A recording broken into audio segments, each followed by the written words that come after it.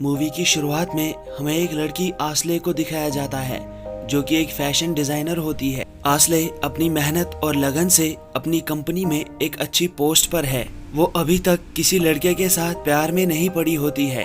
वो अपनी फ्रेंड्स के साथ बैठी हुई थी, तभी उसके पास उसकी एक फ्रेंड आती है जो उसे बताती है कि उसके बॉयफ्रेंड ने उसे धोखा दे दिया है। तभी आस्ले उसे बताती है कि तुम लोग मर्दों को नहीं जानते, तुम्हें नहीं पता कि उन्हें अपने प्यार में किस तरह पागल किया जाता है। यहाँ सीन एक लड़के की तरफ मुड़ता है जिसका नाम करीम होता है। करीम एक एड कंपनी में काम करता है, लेकिन अब की बार उसके बॉस ने एक एड कैंपेन दूसरे लड़के को दिया होता है। जिस बात पर करीम अपने बॉस के पास जाता है तो बॉस उसे फटकार लगाता है। करीम उस लड़के के पास आता है जिसका नाम ट्यूना होता है। ट्यूना का भी अभी अभी अपनी गर्लफ्रेंड के साथ ब्रेकअप हुआ था। वो भी उदास था, तो करीम उसे बताता है कि तुम लोगों को लड़की को अपने प्यार में पागल करना नहीं आता है। दोस्त उसे बताते हैं कि तुम अभी तक किसी लड़की के प्यार में नहीं पड़े हो, तुम हमारा दर्द नहीं समझ सकते। इस बात पर करीम अपने फ्रेंड्स के साथ ये बेट लगाता है कि आने वाले दिनों में वो एक लड़की को अपने प्यार में पागल करेगा। रात में करीम अपने फ्रेंड्स के साथ एक पार्टी में आने के लिए तैयारी करता है और उसी पार्टी में आस्ले भी आने वाली होती है। वो भी रेडी हो जाती है। दोनों पार्टी में आते हैं और करीम की नजर आस्ले पर पड़ती है। करीम अपने दोस्तों से कहता है कि चलो मुझे टारगेट दो, मुझे किस लड़की को पटाना है। तभी उसके दोस्त उसे आस्ले की तरफ इशारा करते हैं और सेम इसी तरीके से आस्ले की फ्रेंड्स भी आस्ले को करीम की तरफ इशारा दिखाकर कहती है कि तुम्हें उस लड़के को पटाना है। तो आस्ले अपना काम स्टार्ट कर देती है। आस्ले जब काउंटर पर ड्रिंक लेने जाती है तभी उसे एक लड़का छेड़ता है। करीम की जब उस पर नजर पड़ती है तो वो आस्ले के पास आ जाता है और उस लड़के से आस्ले को बचा लेता है। ये इन दोनों की पहली मुलाकात होती है।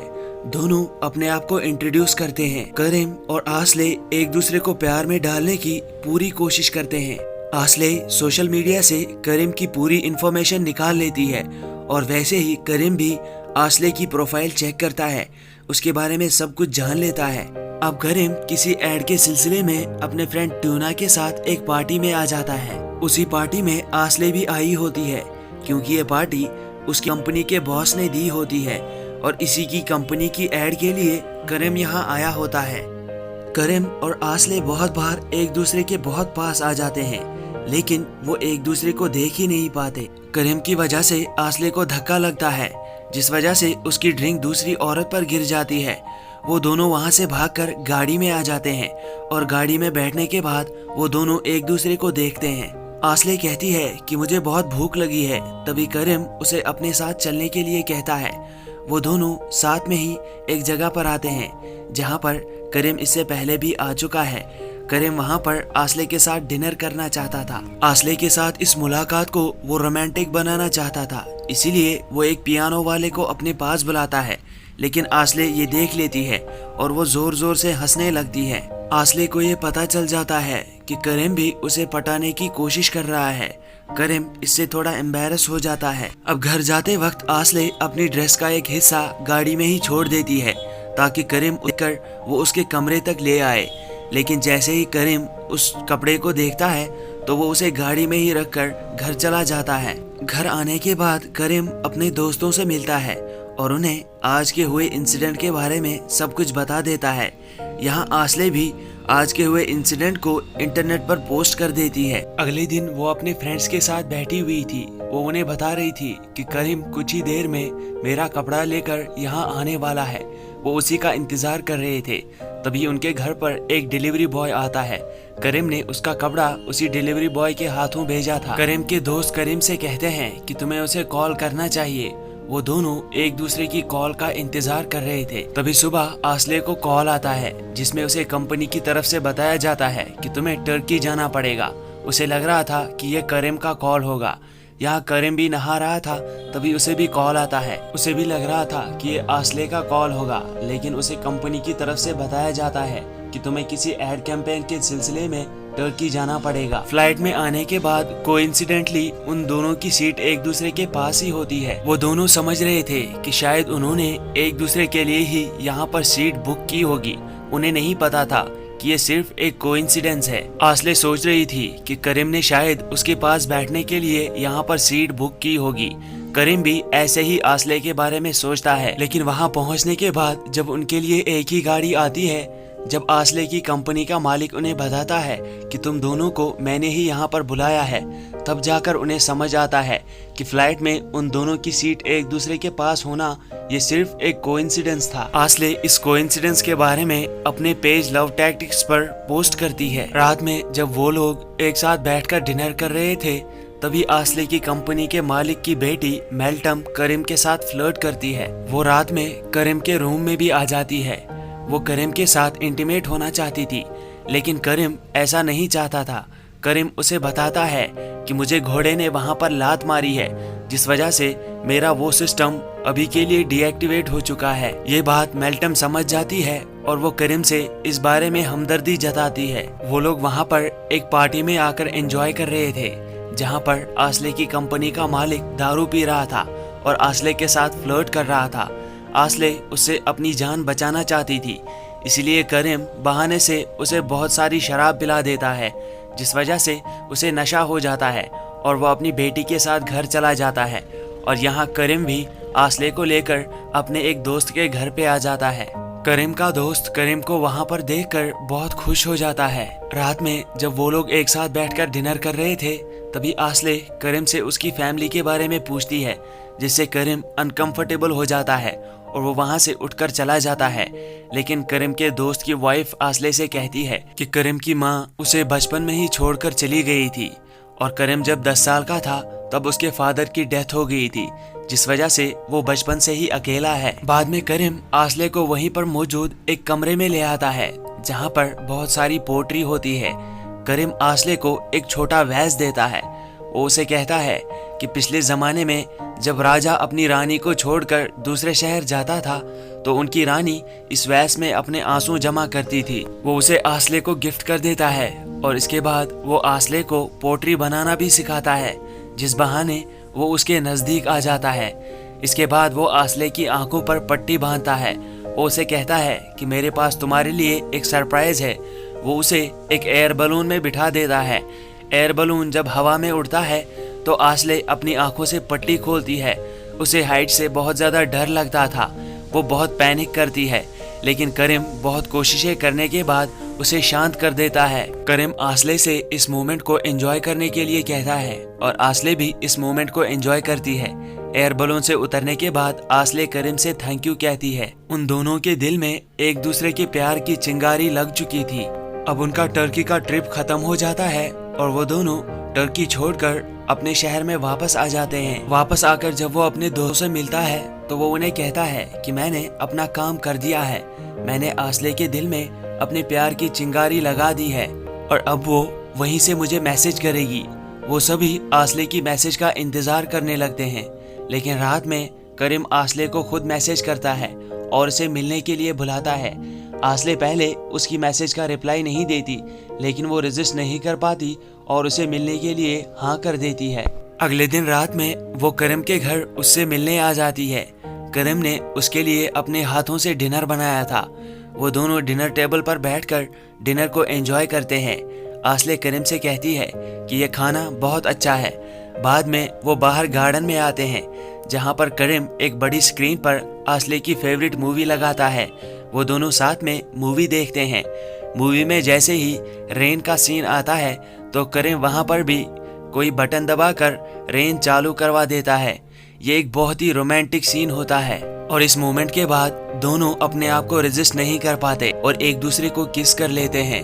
ये उनका पहला किस होता है। बाद में जब वो अंदर बेड पर आते हैं, करीम इंटीमेट होना चाहता था, लेकिन आस्ले उसे रोक लेती है। वो उसे कहती है कि तुम मुझसे पहले भी यहाँ पर लड़कियों को ला चुके हो, इसीलिए मुझे कोई ऐसी बात बताओ जो किसी लड़की को पता ना हो। करीम उसे बताता है कि मेरे पास मेरी माँ का पियानो है। जब वो मुझे छोड़कर चली गई थी तो उन्होंने मेरे लिए एक पियानो छोड़ा था, जिसे मैंने आज तक टच नहीं किया है। मैं उस पियानो को नहीं फेंक सकता। ये राज सुनने के बाद आस्ले खुश हो जाती है और रात में वो वही पियानो बजाने लगती है। करीम ने उस पियानो को कभी टच नहीं किया था, लेकिन आस्ले को वहाँ पर बजाता देखकर वो उसके पास बैठ जाता है और वो भी आसले के साथ पियानो बजाने लगता है। इसके बाद आसले और केरम एक दूसरे के साथ इंटीमेट हो जाते हैं, लेकिन घर आने के बाद केरम अपने दोस्तों से इस बारे में कुछ भी नहीं बताता। वो उन्हें कहता है कि हमने सिर्फ डिनर एक साथ किया, इसके अलावा कुछ भी नहीं हुआ। और वैसे ही आसले भी अपने दोस्तों से कहती है कि हमारे बीच ऐसा कुछ भी नहीं हुआ। आसले जब अपनी दोस्त को केरम की फोटो दिखाती है तो वो उसे कहती है कि ये वही लड़का है जिसने मुझे धोखा दिया था, जिसके साथ मेरा ब्रेकअप हुआ था। वो उससे कहती है कि ये लड़का तुम्हें भी धोखा देगा, वो तुम्हारा भी दिल तोड़ देगा। तभी आसले उन्हें बताती है कि मेरा दिल वो नहीं तोड़ सकता, क्योंकि मैं उससे प्यार नहीं करती, बल्कि मैंने उसे अपने प्यार के जाल में फंसाया है। दोस्तों में अपनी इज्जत को कायम रखने के लिए आसले उनसे कहती है कि वो आज रात में उसे सबक सिखा कर रहेगी। अब जब रात में आसले केरम से मिलने आती है तो वो उसके सामने अपने फोन पर लाइव वीडियो चालू करती है। वो केरम के साथ बातें कर रही थी। वो केरम से प्यार के बारे में कुछ भी नहीं कहती, वो केरम के प्रपोजल का इंतजार कर रही थी। लेकिन ये लाइव वीडियो केरम के सारे दोस्त देख रहे थे। वो केरम को कॉल भी करते हैं, लेकिन केरम आसले के साथ बातें कर रहा था तो वो उनकी कॉल का जवाब नहीं देता। केरम जैसे ही आसले को प्रपोज करता है और उससे कहता है कि मैं तुमसे प्यार करता हूँ, तभी आसले उसे बताती है कि मैं तुमसे प्यार नहीं करती, मैंने तुम्हारे साथ सिर्फ प्यार का नाटक किया, और वो भी इसलिए ताकि मैं तुम्हें सबक सिखा सकूं कि जब तुम्हें कोई धोखा देता है तो तुम्हें कितना दर्द होता है। तुमने बहुत सारी लड़कियों को धोखा दिया है और आज मैंने तुम्हें धोखा दे दिया। वो वहाँ से उठकर जाने लगती है, लेकिन हम देख पाते हैं कि वो खुद भी रो रही है। यहाँ सीन केरम की तरफ मुड़ता है, जो लोगों के बीच अब एक मजाक बन गया था, क्योंकि सब लोगों ने लाइव वीडियो में उसकी बेइज्जती होते हुए देख लिया था। अगले दिन जब आसले ऑफिस आती है तो उसका बॉस उसे बताता है कि तुम्हारी इस हरकत की वजह से हमारा ब्रांड बदनाम हो रहा है, इसीलिए वो उसे जॉब से निकाल देता है। यहाँ मेल्टम केरम के पास आती है और उसे बताती है कि मैंने तुम्हारा वीडियो देखा और मैंने इसलिए आसले को जॉब से निकलवा दिया है। आसले अच्छी लड़की नहीं है, वो तुम्हारे लिए नहीं बनी है। मैं तुमसे प्यार करती हूँ और तुम्हें भी मुझसे प्यार करना चाहिए। मैं तुम्हारी हर तरह से मदद करूँगी। यहाँ आसले जब ऑफिस में होती है तभी उसके पास उसका बॉस आता है। वो उसे कहता है कि अब मैं तुम्हें जॉब से नहीं निकाल रहा हूँ। ये सुनकर आसले उसे कहती है कि अब मैं ये जॉब छोड़कर जा रही हूँ। यहाँ मेल्टम केरम से कहती है कि तुम्हें आसले से दूर रहना चाहिए, इसीलिए वो उसे अपने साथ ले जाती है। वो दोनों लंदन जाने वाले थे, लेकिन तभी आसले के पास केरम के दोस्त और उसकी फ्रेंड्स आ जाती हैं। वो उसे बताते हैं कि बॉस ने तुम्हें दोबारा इसलिए जॉब का ऑफर दिया था क्योंकि केरम मेल्टम के साथ जाने के लिए तैयार हो गया। केरम ने मेल्टम के लिए शर्त रखी थी कि अगर वो तुम्हें फिर से जॉब पर रख ले तो वो उसके साथ जाएगा, लेकिन ये सुनकर आसले उदास हो जाती है। लेकिन तभी केरम के दोस्त उसे बताते हैं कि अभी तक वो एयरपोर्ट पे होगा और कुछ टाइम में उसकी फ्लाइट निकलने वाली है, इसीलिए आसले भागकर एयरपोर्ट पर आ जाती है। लेकिन वहाँ पर बहुत बड़ी लाइन लगी होती है। उसे लग रहा था कि वो केरम तक नहीं पहुँच पाएगी। तभी उसे उसकी फ्रेंड का कॉल आता है, जो उसे कहती है कि मैंने तुम्हारी टिकट बुक करवा ली है, और वो भागते हुए एयरपोर्ट के अंदर आ जाती है। तब तक यहाँ मेल्टम और केरम भी फ्लाइट के अंदर पहुँच जाते हैं। अंदर पहुँचने पर केरम अपना मोबाइल चेक करता है, तभी उसे आसले का पोस्ट दिखता है जिसमें वो कह रही थी कि मैं केरम के पास अपने प्यार का इजहार करने एयरपोर्ट जा रही हूँ। ये देखकर केरम भी बहुत खुश हो जाता है। वो मेल्टम को वहीं पर फ्लाइट में छोड़कर खुद फ्लाइट से भाग जाता है। तब तक यहाँ आसले भी एयरपोर्ट के अंदर पहुँचने में कामयाब हो जाते हैं और दोनों एक दूसरे के आमने सामने आ जाते हैं। दोनों एक दूसरे के साथ प्यार का इजहार करते हैं। आसले उसे वही वैस दिखाती है जो उसे केरम ने तुर्की में दिया था। आसले कहती है कि मेरे पास इतने आंसू नहीं है जो तुम्हारे जाने के बाद मैं इसमें जमा कर सकती हूँ। दोनों एक दूसरे को किस करते हैं और एक हो जाते हैं और ये मूवी यहीं पर ख़त्म होती है। आई होप आपको एक्सप्लेनेशन पसंद आई होगी, तो वीडियो को लाइक और कमेंट कर दीजिएगा और हमारी चैनल को सब्सक्राइब करना गलती से भी मत भूलिएगा।